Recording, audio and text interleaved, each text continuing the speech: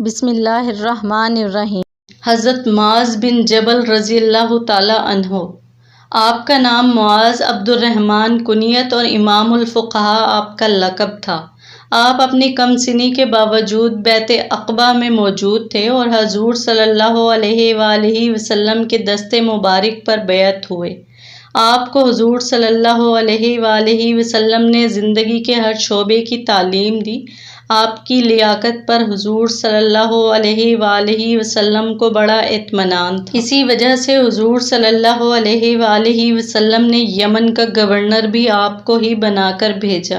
حضرت عمر فاروق رضی اللہ تعالیٰ عنہ کے دور خلافت میں شام چلے گئے۔ وہاں طاعون امواس کے نام سے ایک وبا پھیلی جس میں آپ کے سارے گھر والے شہید ہو گئے اور اسی وبا میں آپ بھی شہید ہوئے۔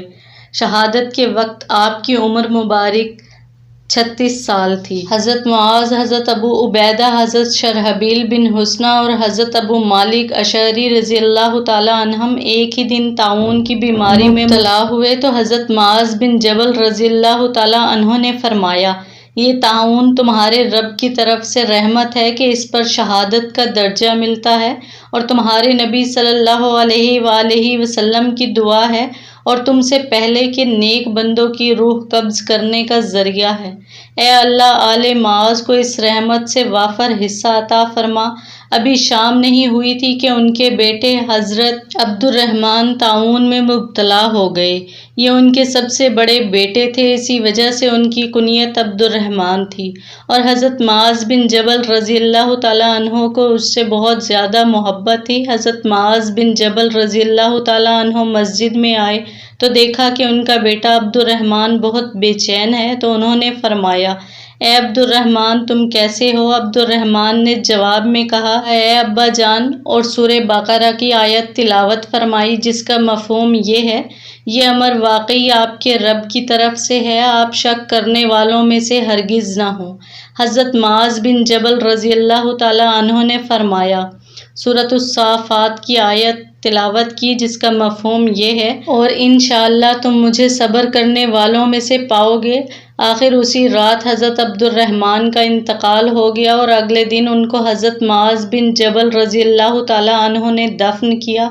پھر حضرت معاذ بن جبل رضی اللہ تعالیٰ عنہ کو بھی طاعون کی بیماری ہو گئی، اور نزع کی ایسی سخت کیفیت ان کو ہوتی کہ کسی کو نہ ہوتی ہوگی۔ جب بھی موت کی سختی سے ان کو افاقہ ہوتا تو آنکھ کھول کر فرماتے، اے میرے رب، تو میرا جتنا گلا گھونٹنا چاہتا ہے گھونٹ لے، تیری عزت کی قسم تو جانتا ہے کہ میرا دل تجھ سے بہت محبت کرتا ہے۔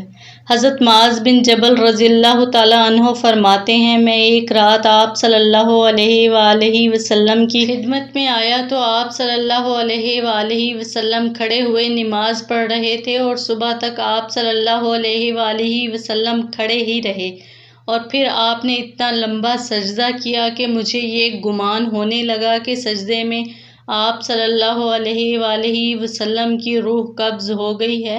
نماز اور سجدے سے فارغ ہو کر حضور صلی اللہ علیہ وآلہ وسلم نے فرمایا، تم جانتے ہو میں نے ایسا کیوں کیا؟ میں نے کہا، اللہ اور اس کے رسول صلی اللہ علیہ وآلہ وسلم ہی زیادہ جانتے ہیں۔ آپ صلی اللہ علیہ وآلہ وسلم نے 4-5 مرتبہ یہی سوال فرمایا، پھر فرمایا، میرے رب نے جتنی دیر میرے لیے مقدر فرمائی تھی میں نے اتنی دیر نماز پڑھی۔ پھر میرے رب نے مجھ پر خاص تجلی فرمائی اور کچھ باتیں فرمائیں، اور اس کے آخر میں مجھ سے پوچھا کہ میں آپ کی امت کے ساتھ کیا کروں گا؟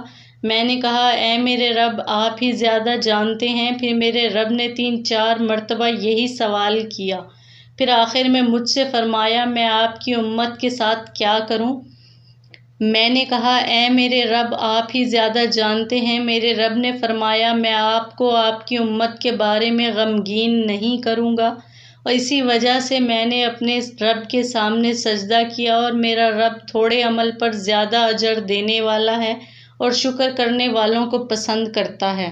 حضرت معاذ بن جبل رضی اللہ تعالیٰ عنہ فرماتے ہیں، حضور صلی اللہ علیہ وآلہ وسلم نے فرمایا، تم اپنے رب کی طرف سے ایک واضح راستے پر رہو گے جب تک تم میں 2 نشے ظاہر نہ ہو جائیں، ایک جہالت کا نشہ اور دوسرا زندگی کی محبت کا نشہ، اور تم امر بالمعروف و نہی عن المنکر کرتے رہو گے اور اللہ کے راستے میں جہاد کرتے رہو گے، لیکن جب دنیا کی محبت تم میں ظاہر ہو جائے گی پھر تم امر بالمعروف اور نہی عن المنکر نہیں کر سکو گے اور اللہ کے راستے میں جہاد نہ کر سکو گے۔